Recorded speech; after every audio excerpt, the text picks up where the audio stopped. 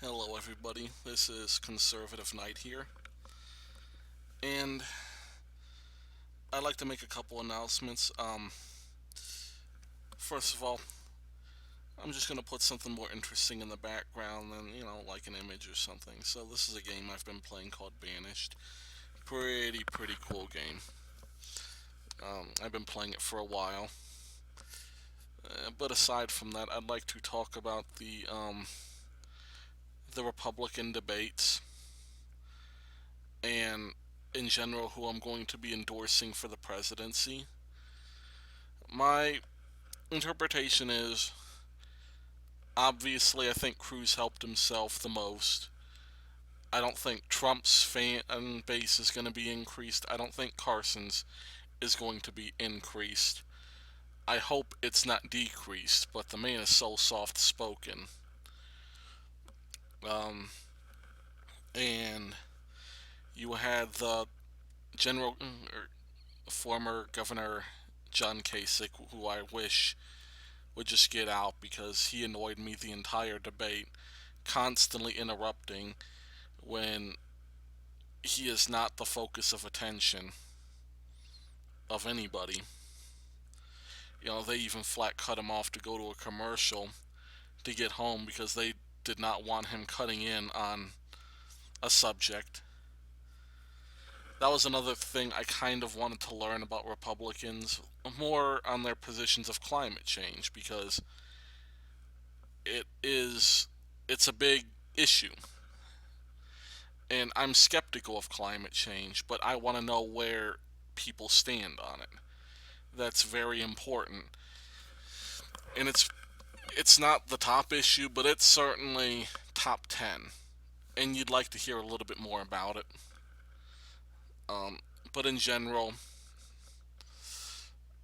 no surprises. Like, everyone's for free market, smaller government, all that. And all that I can totally agree with. I did like their answers, but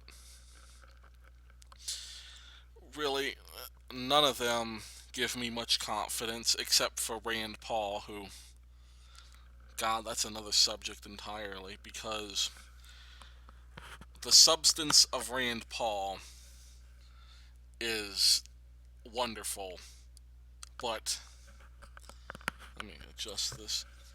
But there's just one problem. He's boring. And that's what's crushing him so much. And I hate it too because I'd like for people to vote based on pure substance. But the reality is, not everybody is like me, and people, they need somebody they can get behind. And Rand Paul, as substantive as he does not have the answers that people relate to. Um, the moderators were extremely fair. This is probably the best moderated debate there was. There wasn't any partiality toward any candidate. You didn't have the CNBC clown nonsense where it was very condescending to conservatism. You had a very balanced debate focused entirely on the issues and not even on the peripherals. They did a very good job of vetting the candidates on the issues, not their personal lives, not any of this other nonsense that you get from a Democratic forum, but real issues that have to do with the government's role in our lives and where the economy's going. I absolutely enjoyed that part more than anything. It was all meat and potatoes, and there wasn't any kind of dressing, and that was very good. Now,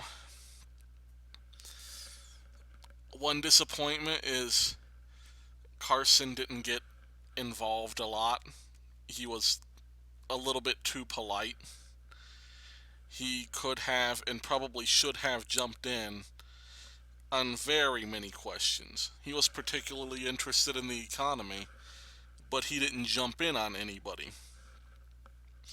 and they were all jumping up over each other trying to get in their word, trying to desperately get in their time. And Carson just didn't have much to say.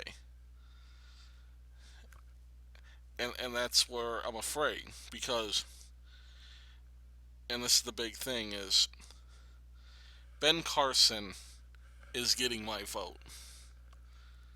100%. There's no more debate to be had for me. It is my final decision unless he becomes completely unelectable, in which case I'll vote for somebody who can win.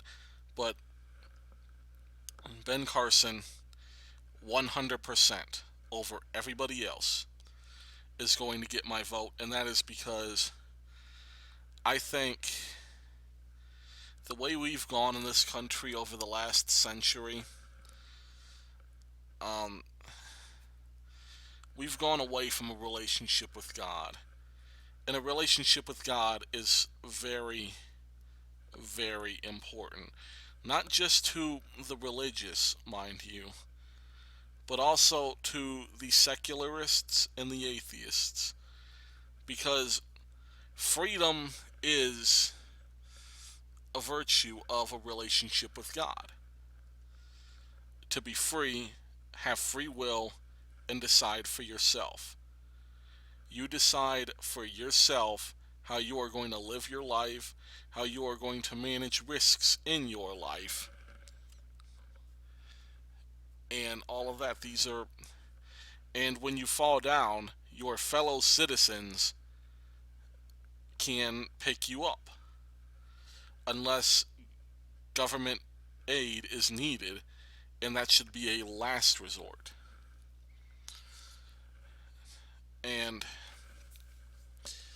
we need God driven moral values in this country. That doesn't mean make this a theocracy. I am absolutely for the rule of law and for secular law that is religion neutral, does not favor any religion over the others. But we need to understand not just what the law is, but what inspires the law. And the law needs to be inspired by a relationship with God and morals that come from God, particularly Christianity. 70% of people in the United States are Christians. So we're going to have a rule of law that is inspired by Christianity. We need that. And that's what Ben Carson, I think, is going to offer. He wears his relationship with God on his sleeve, and he unashamedly wants to use that power to govern.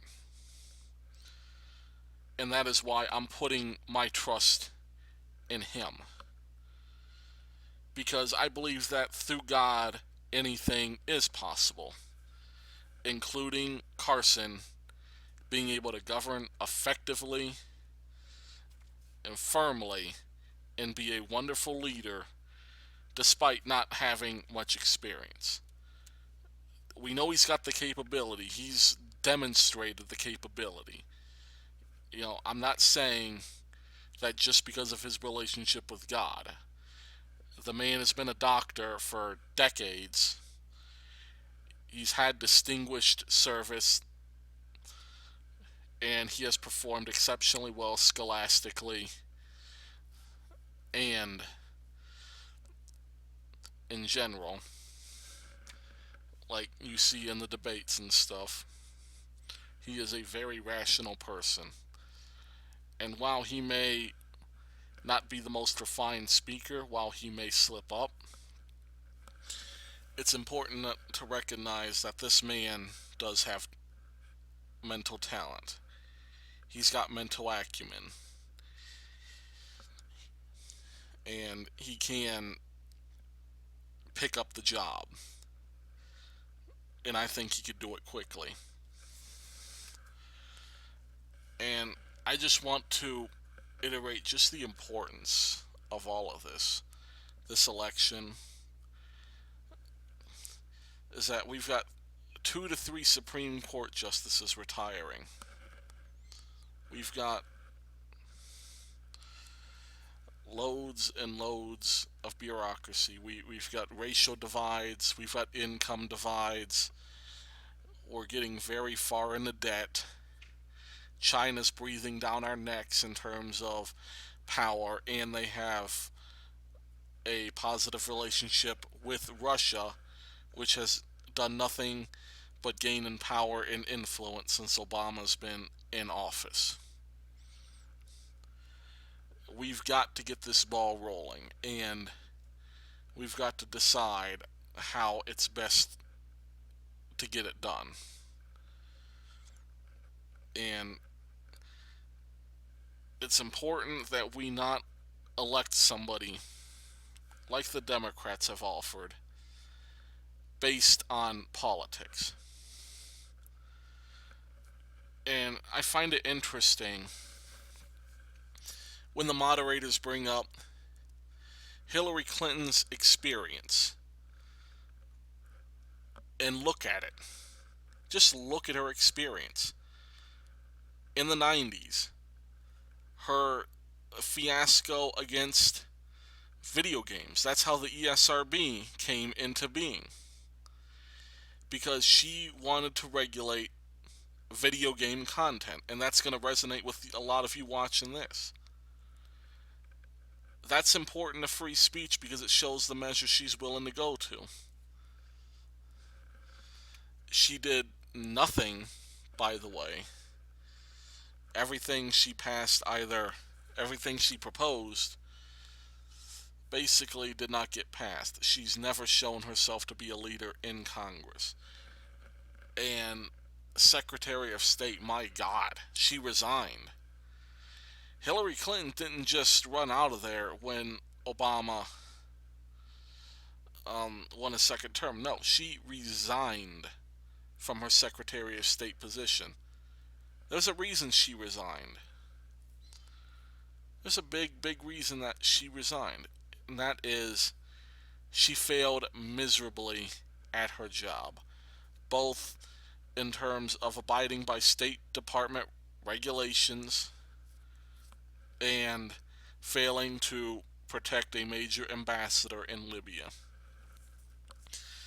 Her record is unacceptable, and it does not serve her well in terms of being the president. Then you got Bernie Sanders, who I've said a million things about, and I'm going to say it again. You talk about establishment. We're talking about contributions. We're talking about political contributions. We're talking about Washington insiders. And don't get fooled. There is no bigger political insider than Bernie Sanders. This guy has been in politics supporting left-wing policies for decades. This guy is not new to the Washington scene. He's been there. And what does he have to show for it? Lots and lots and lots of votes for nothing but left-wing agenda policies. That's important. And people need to wake up to that, especially the raging Bernieverse. You guys have to wake up and realize this man, I'm not saying he's a bad man, but he is saying what he has to say to get elected. Bernie Sanders is doing nothing but pandering to a single party. If you want solutions to these problems, you're not going to get it through just supporting only left-wing policies.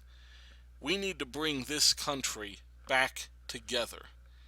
Republicans and Democrats need to come together. We can't just not listen to each other, talk within our own circles, and hope that it's going to sort itself out. Because at the end of the day, we're only supporting half the country if we do that. If Republicans win and elect somebody right wing establishment, we're only going to get right wing policies. Half the country's going to feel left behind. If Bernie Sanders gets in, it's going to be the same thing. The right wing is going to feel like they are not represented in this country, and that is dangerous. Because what's going to happen is all this disagreement, it's going to turn violent, and we're not immune from that. We had this kind of violence in the 1960s and early 1970s over Vietnam. Things can get violent by party, and in some extreme areas, such as the feminism, anti feminism movement, there is already vicious levels of violence between both groups. That movement has gotten nasty. And I've even made a video or two about that. I made one video about a anti-feminist but he will get no mention in this video. But point is, we need to come together. I want all of us as Americans to come together. I don't want, yeah, there's going to be right wing and left wing, but we can compromise a lot of things with each other. And there are things where we do agree. We all agree about being sympathetic. All we have to do is discuss how that's going to be done. That's it. Once we can do that, we're going to be a lot better off for it. Thanks for listening. God bless.